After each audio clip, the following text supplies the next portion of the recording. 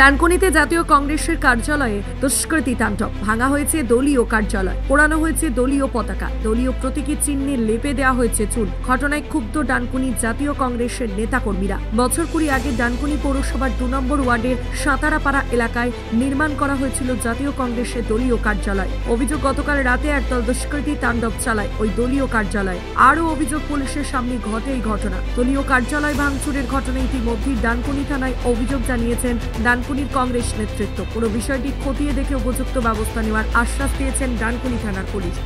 দেখুন, সারা পশ্চিমবঙ্গে বিরোধীরা আক্রান্ত দীর্ঘদিন ধরে। আমরাও দেখেছি 2019, 2021 লোকসভা বিধানসভা ইলেকশনের আগে বিজেপির প্রচুর কর্মী ঘর ছাড়া হয়েছে, ধর্ষণ হয়েছে, বাড়ি ভাঙা হয়েছে। তাই এই ঘটনা চলেই আসছে। শুনুন, বিরোধীরা আক্রান্ত, এটা আমরা প্রত্যেকেই জানি।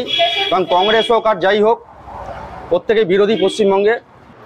দেখুন, এটা মানে জানি না কে ভাঙচুর করেছে, কারণ আমরা তৃণমূল কংগ্রেস, আমাদের বাংলাতে সমস্ত রাজনৈতিক দল অত্যন্ত গণতান্ত্রিকভাবেই তারা তাদের রাজনৈতিক কার্যকলাপ করে।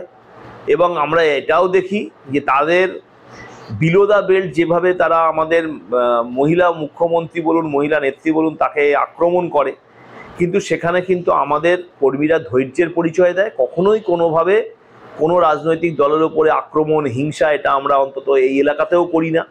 তা সেই হিসেবে আমার কোনো মতেই শাসক দলের কেউই জড়িত নয়, কারণ এটা সামান্য শক্তি